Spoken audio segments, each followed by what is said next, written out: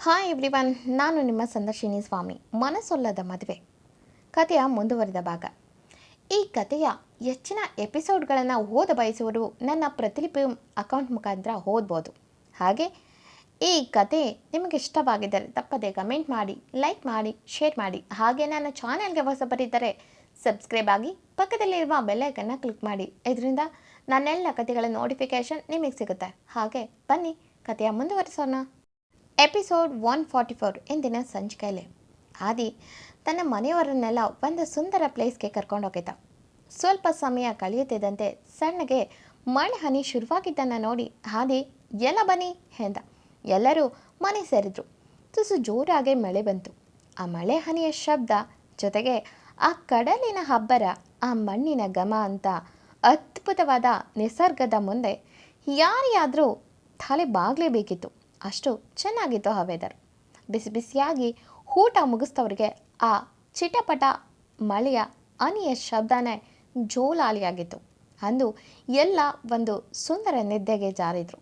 ಆದರೆ ಇತ್ತ ಆ ನಿಗೂಢ ವ್ಯಕ್ತಿ ಕೈ ಹಿಸ್ಕುತ್ತಾ ಎಲ್ಲೋದ್ರಿವರು, ಅವಳು ನನ್ನ ಹಿಡಿತದಿಂದ ತಪ್ಪಿಸ್ಕೊಂಡ್ರೆ ಅವನನ್ನು ಹಾಡ್ಸೋಕ್ಕೆ ಆಗಲ್ಲ ಎಂದು ಬೊಬ್ಬೆ ಹೊಡಿತಿದ್ದ. ಅಷ್ಟೊತ್ತಿಗೆ ಒಬ್ಬ ಹುಡುಗ ಬಂದು, ಬಾಸ್, ಅವನ ಹುಡುಗರಿಗೂ ಗೊತ್ತಿಲ್ಲ ಅವ್ರು ಎಲ್ಲಿ ಹೋಗಿದ್ದಾರೆ ಅಂತ. ಅವನ ಪ್ರೈವೇಟ್ ಜೆಟ್ ಕೂಡ ಎಲ್ಲೂ ಹೋಗಿಲ್ಲ, ಇನ್ನು ಬೆಂಗಳೂರಿಗೂ ಹೋಗಿಲ್ಲ ಅನ್ನೋ ಸುದ್ದಿ ಕೂಡ ಸಿಕ್ಕಿದೆ ಎಂದ. ಅವನು ಮಾತು ಕೇಳಿದ ಆ ವ್ಯಕ್ತಿ ಕೋಪದಲ್ಲಿ ತನ್ನ ಎದುರಿಗಿದ್ದಂಥ ಟೇಬಲ್ ಮೇಲೆ ಗುದ್ದಿ, ಏಯ್ ಹಾದಿ, ನೀನು ಅಷ್ಟು ಈಸಿಯಾಗಿ ನನ್ನಿಂದ ಎಸ್ಕೇಪ್ ಆಗೋಕ್ಕೆ ಬಿಡಲ್ಲ ಕಣೋ, ನೀನು ಒಂದು ಕ್ಷಣ ಕೂಡ ನೆಮ್ಮದಿಯಾಗಿರೋಕ್ಕೆ ಬಿಡಲ್ಲ ಎಂದು ಅಬ್ಬರಿಸಿದವನು ಅವರ ಮನೆಯವರ ಎಲ್ಲ ಫೋನು ಟ್ರ್ಯಾಪ್ ಮಾಡಿ ಎಂದ. ಹಾದಿ ತನ್ನ ಮನೆಯವರ ಸಂತೋಷಕ್ಕಾಗಿ ಏನು ಬೇಕಾದರೂ ಮಾಡ್ತಾನೆ ಅನ್ನೋದಕ್ಕೆ ಇದೊಂದು ಸಣ್ಣ ಎಕ್ಸಾಂಪಲ್ ಆಗಾಯಿತು. ಅದೇ ಮನಸ್ಸು ತಿಳಿಯಾಗಲಿ. ಹಾಗೆ ತನ್ನ ಮನೆಯವರು ಈ ಕೆಲವು ದಿನಗಳಲ್ಲಿ ನಡೆದಂಥ ಘಟನೆಯಿಂದ ಹೊರಗೆ ಬರಲಿ ಎಂದು ಯೋಚಿಸೇನೆ ಯಾರಿಗೂ ಹೇಳದೆ, ಯಾವುದೇ ಐಡೆಂಟಿಟಿನ ಬಳಸದೆ ಸಿಂಪಲ್ ಆಗಿ ಹೇಳಕ್ಕೆ ಬಂದಿದ್ದ. ಈಗ ಅದೇ ಆ ಸೀಕ್ರೆಟ್ ವ್ಯಕ್ತಿಗೆ ನುಂಗಲಾರದ ತುತ್ತಾಗಿತ್ತು. ಹಾದಿ ಎಲ್ಲಿದ್ದಾನೆ ಎಂದು ಅವರ ಮನೆಯವರ ಫೋನ್ನ ಟ್ರೇಸ್ ಮಾಡೋಕ್ಕೆ ಹೇಳ್ದ ವ್ಯಕ್ತಿಗೆ ಸಿಕ್ಕ ಉತ್ತರ, ಅವರೆಲ್ಲರ ಫೋನ್ ಲೊಕೇಶನ್ ಅವರ ಮನೆಯಲ್ಲೇ ಇದೆ ಎಂದು. ಯಾಕಂದರೆ ಆ ದಿನ ಎಲ್ಲರ ಫೋನು ಮನೆಯಲ್ಲೇ ಇರಿಸಿ ಬಂದಿದ್ದ. ಈಗ ಆ ಸೀಕ್ರೆಟ್ ವ್ಯಕ್ತಿ ಕೋಪದಲ್ಲಿ, ಏ ಹಾದಿ, ಏನೋ ಮಾಡ್ತಿದ್ಯಾ ಎಂದು ಕೋಪದಲ್ಲೇ ಕುದಿಯುತ್ತಿದ್ದವನು ಒಂದು ಕ್ಷಣ ತನ್ನ ಉಪ್ಪನ್ನು ಬೆಸೆದು, ಅಪ್ಪಿ ತಪ್ಪಿ ಆ ನಿನ್ನ ಹೆಂಡತಿ ಏನಾದರೂ ನನ್ನ ಬಗ್ಗೆ ಬಾಯ್ ಬಿಟ್ಲಾ ಎಂದು ಯೋಚಿಸಿದವನು ಕ್ಷಣಕಾಲ ಬ್ರೈನ್ ವರ್ಕ್ ಮಾಡಲಿಲ್ಲ. ಕಾರಣ ಹಾದಿ ಹೆಣ್ಣು ಮಕ್ಕಳಿಗೆ ಯಾರೇ ತೊಂದರೆ ಕೊಟ್ಟರೂ ಬಿಡ್ತಿರ್ಲಿಲ್ಲ, ಕ್ರೂರವಾಗಿ ಶಿಕ್ಷೆ ಕೊಡ್ತಿದ್ದ. ಅಂಥದ್ರಲ್ಲಿ ತನ್ನವಳು ಬೇರೊಂದು ವ್ಯಕ್ತಿಯಿಂದ ಹೀಗೆ ಅನುಭವಿಸ್ತಾಳೆ ಎಂದು ತಿಳಿದರೆ ಖಂಡಿತ ಅವನು ತನ್ನನ್ನು ಕಂಡು ಹಿಡಿಯೋದ್ರಲ್ಲಿ ಡೌಟೇ ಇಲ್ಲ ಎಂದು ಬಾಯದಲ್ಲಿ ಉಸಿರು ಚೆಲ್ಲಿದವನು, ನೋನೋ ನೋನೋ ಹಾಗಾಗಿರೋಕ್ಕೆ ಚಾನ್ಸೇ ಇಲ್ಲ. ಯಾಕಂದರೆ ಅವಳಿಗೆ ಅಷ್ಟು ಬ್ರೈನ್ನ ವಾಶ್ ಮಾಡಿದ್ದೀನಿ ನಾನು. ಅವಳಿಗೆ ಅವನ ಮೇಲಿರೋ ಪ್ರೀತಿಗೆ ಅವನಿಗೆ ಸ್ವಲ್ಪ ನೋವಾದರೂ ಸಹಿಸುವವಳಲ್ಲ ಎಂದವನ ಮನದ ಮೂನೆಯಲ್ಲಿ ಬಂಡ ಧೈರ್ಯ ಇದೆ. ಆದರೆ ವಾಸ್ತವದಲ್ಲಿ ಅವನಿಗೆ ಚಟ್ಟ ಕಟ್ಟೋಕ್ಕೆ ಆದ್ಯ ಪ್ಲಾನ್ ನಿಧಾನಕ್ಕೆ ರೆಡಿ ಆಗ್ತಿದೆ ಅನ್ನೋದು ಪಾಪ ಅವನಿಗೂ ತಿಳಿಯೋದು. ಒಂದು ವಾರ ಆ ಸುಂದರ ಪ್ರಕೃತಿ ಮಡಿಲಿನಲ್ಲಿ ಅಕ್ಷರಶಃ ಸಾದಾ ಸಿಂಪಲ್ ವ್ಯಕ್ತಿಯಾಗಿ ಹೆಂಡತಿ, ಮಗ, ತನ್ನ ಫ್ಯಾಮಿಲಿ ಎಂದು ಇದ್ದುಬಿಟ್ಟಿದ್ದ ಹಾದಿ. ಅಲ್ಲಿ ಸುಧಾ, ಯಮುನಾ ಮತ್ತು ರಮೇಶ್, ರಾಘವನವ್ರಿಗೂ ತಮ್ಮೆಲ್ಲ ಜೀವನದ ಜಂಜಾಟವನ್ನು ಮರೆತು ಹಾಯಾಗಿ ಪ್ರಕೃತಿಯ ಮಡಿಲಲ್ಲಿ ನೆಮ್ಮದಿಯಾಗಿ ಕಳೆದರು. ಒಂದು ವಾರದವರೆಗೂ ಮಂಕಾಗಿದ್ದ ಆದ್ಯ ತುಸು ತನ್ನ ಮನಸ್ಸನ್ನು ಹತೋಟಿಗೆ ಬಂದ ಮೇಲೆ ಎಲ್ಲರ ಜೊತೆ ಬರ್ತಿದ್ಲು. ಅವಳೇ ಆ ಸಣ್ಣ ಅಡುಗೆ ಮನೆಯಲ್ಲಿ ಅಡುಗೆ ಮಾಡಿದ್ಲು. ಇತ್ತ ಆದಿ ತನ್ನ ತಂದೆ, ಮಾವ, ಮಗನ ಜೊತೆ ಫಿಶ್ ಹಿಡಿಯೋಕ್ಕೆ ಕಡಲಿಗೆ ಹೋದವನು ತಾನೇ ಫಿಶ್ ಕ್ಯಾಚ್ ಮಾಡಿ ಹಿಡಿದು ಬಂದವನ ಕಣ್ಗಳು ಅರಕ್ಷಣ ನಂಬಲಾಗದೆ ನಿಂತು. ಯಾಕಂದರೆ ಆದ್ಯ ಕಿಚನಲ್ಲಿ ಕಾಫಿ ಮಾಡ್ತಿದ್ಲು. ಅಲ್ಲಿ ಯಾವುದೇ ಟಿ ವಿ ಇಲ್ಲ, ಯಾವುದೇ ಹೊರಗಿನ ಪ್ರಪಂಚದ ನ್ಯೂಸ್ ಇಲ್ಲ. ಹಾಗಾಗಿ ಕಿಚನಲ್ಲೇ ಇದ್ದಿದ್ದನ್ನು ನೋಡಿ ರಾಘವನವರು ಆದಿ ಭುಜ ಹಿಡಿದ್ರು ಖುಷಿಯಲ್ಲಿ.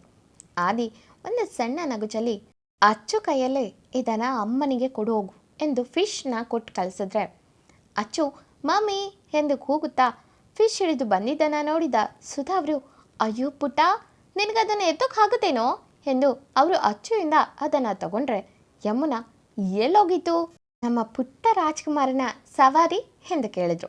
ಅಚ್ಚು ಅದು ಡ್ಯಾಡಿ ಫಿಶ್ ಹಿಡಿತು, ತಾತ ಇಬ್ಬರು ಅಲ್ಲೇ ಮಾತಾಡ್ಕೊಂಡು ನಿಂತಿದ್ರು ಅಂದ. ಅವನ ಮಾತು ಕೇಳಿದ ಆದ್ಯ ಒಮ್ಮೆ ಬಾಗಿಲಲ್ಲಿ ನಿಂತಿರುವ ಆದಿ ಕಡೆ ನೋಡಿದ್ದು.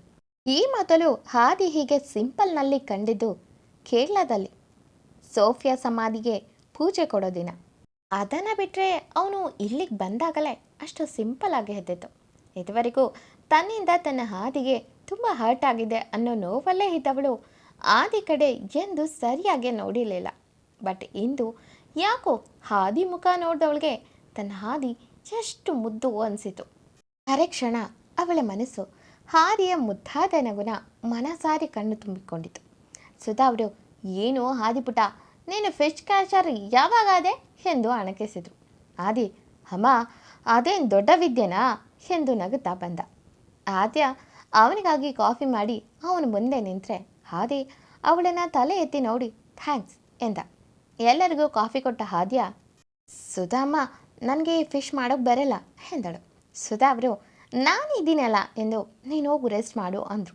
ಆದ್ಯ, ಇಲ್ಲ ಅಮ್ಮ ನಾನು ಹೆಲ್ಪ್ ಮಾಡ್ತೀನಿ ಎಂದವಳು ಅಲ್ಲೇ ಕಿಚನಲ್ಲೇ ಸುಧಾ ಅವರಿಗೆ ಸಹಾಯ ಮಾಡ್ತಿದ್ರೆ ಅವಳ ಕಣ್ಣು ಆಗಾಗ ಹಾದಿನ ನೋಡ್ತಿದ್ದು.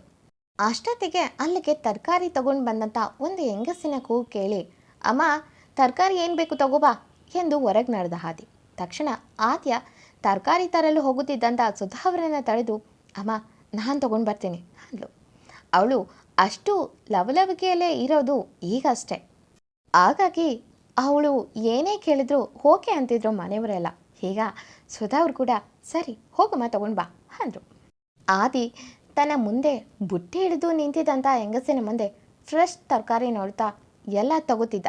ಅಷ್ಟೊತ್ತಿಗೆ ಬುಟ್ಟಿ ತಂದ ಆದ್ಯನ ನೋಡಿದ ಆದಿ ಬೇರೇನು ಮಾತಾಡದೆ ಏನು ಬೇಕು ತಗೋ ಅಂತ. ಆದ್ಯ ತನಗೆ ಬೇಕಾದಂಥ ತರಕಾರಿ ತಗೋತಿದ್ರೆ ಆ ಹೆಂಗಸು, ಸರ್ ನೀವು ಇನ್ನೂ ಇಲ್ಲಿ ಎಷ್ಟು ದಿನ ಇರ್ತೀರಾ ಎಂದು ಕೇಳಿದ್ಲು. ಆದಿ, ಇನ್ನೂ ತುಂಬ ದಿನ ಇರ್ತೀನಿ, ಯಾಕಮ್ಮ ಎಂದು ಕೇಳಿದ್ರೆ ಆ ಹೆಂಗಸು ಸಣ್ಣಗೆ ನಗುತ್ತಾ, ಏನಿಲ್ಲ ನಿಮಗೆ ಏನು ತರಕಾರಿ ಬೇಕೋ ಅದನ್ನು ನಾನೇ ತರ್ತೀನಿ, ನೀವೇನು ಜಾಸ್ತಿ ದುಡ್ಡು ಕೊಡೋದು ಬೇಡ ಎಂದು ನುಲಿಯುತ್ತಾ ಹೇಳಿದ್ದನ್ನು ನೋಡಿದೆ. ಆದಿ ಹುಬ್ಬೇರಿಸಿದ್ರೆ ಅಲ್ಲೇ ಇದ್ದಂಥ ಆದ್ಯ ಆಗಲೇ ಬೆಂಕಿ ಆಗಿ, ಹಲೋ ನೀನು ಫ್ರೀಯಾಗಿ ಕೊಟ್ಟರು ನನಗೆ ಬೇಡ, ಹೋಗು ಇಲ್ಲಿಂದ ಅಂದ್ಲು. ಹೆಂಗಸು, ಯಾಕವ್ವ ತಗೊಳ್ಳಿ ಈಗಷ್ಟೇ ಕಿತ್ಕೊಂಡು ಬಂದಿರೋದು ಎಂದರೂ ಕೇಳಿದ ಆದ್ಯ, ಏನು ಬೇಕಾಗಿಲ್ಲ ಹೋಗ್ತಿರೋ, ಇನ್ನೊಂದ್ಸಲ ತರಕಾರಿ ಅಂತ ಇಲ್ಲಿಗೆ ಬಂದರೆ ಅಷ್ಟೇ ಎಂದು ತುಟಿ ಕಚ್ಚಿ ಕೋಪದಲ್ಲಿ ಏಳುತ್ತಿದ್ದವಳ ಮುಖ ನೋಡ್ತಾ ನಿಂತಿದ್ದಂಥ ಆದಿಗೆ ನಗು ಬಂದಿದ್ರು ತಳೆದು, ಅಯ್ಯೋ ಆದ್ಯ ಏನೋ ಹೋಗಲಿ ತಂದಿರೋ ಅಂಥ ತರಕಾರಿನ ತಗೋ ಅಂದ. ಆದ್ಯ ಒಮ್ಮೆ ಅವನ ಕಡೆ ಕಿಡಿ ನೋಟದಲ್ಲಿ ಗುರಾಯಿಸಿ, ಇವತ್ತು ನನಗೆ ತರಕಾರಿ ಬೇಡ, ಫಿಶ್ ಇದೆ ಅಷ್ಟೇ ಸಾಕು. ಏನು ಇಲ್ಲೇ ನಿಂದಿರ್ತಿರೋ ಇಲ್ಲ ಒಳಗೆ ಬರ್ತಿರೋ ಎಂದು ಹುಬ್ಬು ಕಂಟಕಿದ್ದನ್ನು ನೋಡಿ ಆದಿ, ಅಬ್ಬೋ ಮೇಡಮ್ಗೆ ಬೇಜಾನ್ ಜಲ ಶುರುವಾಗಿದೆ ಎಂದುಕೊಂಡೆ ಸೀದಾ ಒಳಗೋದ್ರೆ ಆದ್ಯ ಆದಿ ಒಳಗೆ ಹೋಗಿದ್ದನ್ನು ನೋಡಿ ಆ ಹೆಂಗಸಿಗೆ, ನಿನ್ಗೆ ನಾಚಿಕೆ ಆಗಲ್ಲ, ನನ್ನ ಗಂಡನ ನುಂಗೋ ಥರ ನೋಡ್ತೀಯಲ್ಲ ಅಂದು. ಆ ಹೆಂಗಸು, ಅಯ್ಯೋ ಚೆನ್ನಾಗಿರೋದನ್ನು ನೋಡಿದ್ರೆ ತಪ್ಪೇನು ಬಿಡಿ, ನೀವು ತಾಜ್ ಮಹಲ್ ಎಲ್ಲ ನೋಡ್ತೀರಾ ಅಲ್ವಾ, ಆಗ ಅದು ಬಂದು ಹೀಗೆ ಕೇಳುತ್ತಾ ಅಂದ್ಲು. ಆದ್ಯ, ಹೇ ನನ್ನ ಬಗ್ಗೆ ಇನ್ನೂ ನಿನಗೆ ಸರಿಯಾಗಿ ಗೊತ್ತಿಲ್ಲ, ನನ್ನ ಗಂಡನ ವಿಷಯದಲ್ಲಿ ನಾನು ರಾಕ್ಷಸಿ, ನಿನ್ನ ರಕ್ತನ ಕುಡಿಯೋ ಮೊದಲು ಇಲ್ಲಿಂದ ಹೋಗ್ತಿರೋ. ಹಾ ಕಡಿಮೆ ದುಡ್ಡು ಕೊಡ್ಬೇಕಂತೆ ಎಂದು ಮೂತಿ ತಿರುಗಿಸಿ ಬಂದ್ಬಿಟ್ಲು ನುಲ್ಕೊಂಡು ಎಂದು ಗೊಣಕೊಂಡೆ ಒಳಗೆ ಬಂದರೆ ಸುಧಾ ಅವರು, ಏನು ತರಕಾರಿ ತೊಗೊಂಡಮ್ಮ ಎಂದು ಕೇಳಿದ್ರೆ ಆದ್ಯ, ಯಾವುದೂ ಇಲ್ಲ ಎಂದಳು ಹುಬ್ಬು ಗಂಟಿಗೆ. ಸುಧಾ ಅವರು, ಯಾಕೆ ಅಂದರು. ಅದಕ್ಕೆ ಆದ್ಯ, ಅಯ್ಯೋ ಅಮ್ಮ ಒಂದು ಚೆನ್ನಾಗಿರಲಿಲ್ಲ ಎಂದವಳು ಒಂದೇ ಸಮನೆ ಬೈಕೋತಿದ್ಲು.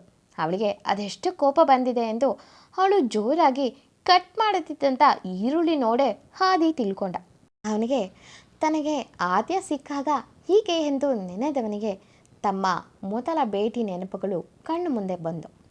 ರಾತ್ರಿ ಊಟ ಮುಗಿಸಿದ ಆದಿ ಸೀದಾ ಆದ್ಯ ರೂಮ್ಗೆ ಬಂದಿದ್ದ.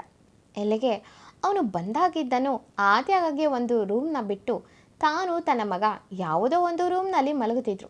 ಇವತ್ತು ಸಂಜೆ ನಡೆದ ಇನ್ಸಿಡೆಂಟ್ನಿಂದ ತನ್ನ ಆದ್ಯ ಮತ್ತೆ ಮೊದಲಿನ ಥರ ಮಾತಾಡಿದ್ದನ್ನು ನೋಡಿ ಯಾಕೋ ಹುಡುಗನಿಗೆ ಹುಡುಗಿನ ತುಸು ರೇಗಿಸ್ಬೇಕು ಅನಿಸಿತು. ಹಾಗಾಗಿ ಅವಳನ್ನು ಹುಡುಕ್ ಬಂದಿದ್ದ. ಆದ್ಯ ಬೆಡ್ ಮೇಲೆ ಮಲಗಿದ್ರು ಇನ್ನೂ ಕಣ್ಣನ್ನು ಮುಚ್ಚಿರಲಿಲ್ಲ. ಆದಿ ತನ್ನ ತೋಳಲ್ಲಿದ್ದಂಥ ಅಚ್ಚುನ ಹೋಗು ಎಂದು ತನ್ನ ಮಗನನ್ನು ಮೊದಲು ಬಿಟ್ಟ. ಅಚ್ಚು ಹೋಗಿ ಮಮ್ಮಿ ಎಂದ. ಆದ್ಯ ಯಾಕೋ ಅಚ್ಚು, ನಿದ್ದೆ ಬರಲಿಲ್ವಾ? ಅಪ್ಪ ಏನು ಮಾಡ್ತಿದ್ದಾರೆ, ಮಲಗಿಬಿಟ್ರಾ ಎಂದು ಕೇಳಿದ್ಲು. ಅಚ್ಚು ಉತ್ತರಿಸೋ ಮೊದಲೇ ಆದಿ ಅವಳ ನಡುನ ಎಂದಿನಿಂದ ಬಳಸಿಡ್ದು ಇನ್ನೂ ಮಲಗಿಲ್ಲ, ಹೀಗೆ ಮಲಗಬೇಕು ಎಂದ. ಅವನು ಹೀಗೆ ಸಡನ್ ಆಗಿ ತನ್ನನ್ನು ತಪ್ಪಿತ್ತ ನೋಡಿ ಒಂದು ರೀತಿ ನಾಚಿಕೆ ಮುಜುಗರವಾಗಿ ತಕ್ಷಣ ಅಚ್ಚು ಎಂದು ಅವನ ಕೈನ ತೆಗೆದು ಬಾಪುಟ ನನ್ನ ಮಲಗಿಸ್ತೀನಿ ಎಂದು ತನ್ನ ತೋಳಿಗೆ ತಗೊಂಡ್ರೆ ಆದಿ ಕೂಡ ತಕ್ಷಣ ಅವಳ ಜೊತೆಗೆ ತನ್ನ ಮಗನನ್ನು ಕೂಡ ಸೇರಿಸಿ ಅವನ ತೋಳಿಗೆ ತಗೊಂಡು ಹೀಗೆ ಮಲಗೋ ಮಗನೆ ಎಂದ. ಆದ್ಯ ಒಮ್ಮೆ ಹೊಗಳು ನುಂಗಿದ್ಲು. ಆದಿಯ ಒಡನಾಡ ಪಾಪದ ಹುಡುಗಿಗೆ ತುಂಬ ದೂರದ ಮಾತಾಗಿತ್ತು. ಈಗ ಅವನ ಸಾಮೀಪ್ಯ ಇನ್ನಷ್ಟು ಅವಳನ್ನು ಮುಜುಗರಕ್ಕೆ ಹೀಡು ಮಾಡಿತು. ಆದರೆ ಆದಿ ತುಂಬ ಖುಷಿಯಾಗಿ ಮಗು ಮಾತ್ರ ಮಲಗಲಿ ನೀನಲ್ಲ ಎಂದ ಹುಬ್ಬಾರಿಸಿ ಕಣ್ಣು ಹೊಡೆದಿದ್ದ. ಎಂದಿನಂತೆ ಕತೆ ಮುಂದುವರಿಯುವುದು. ಈ ಕತೆ ನಿಮಗೆ ಇಷ್ಟವಾಗಿದ್ದರೆ ತಪ್ಪದೆ ಕಮೆಂಟ್ ಮಾಡಿ, ಲೈಕ್ ಮಾಡಿ, ಶೇರ್ ಮಾಡಿ. Thank you for watching.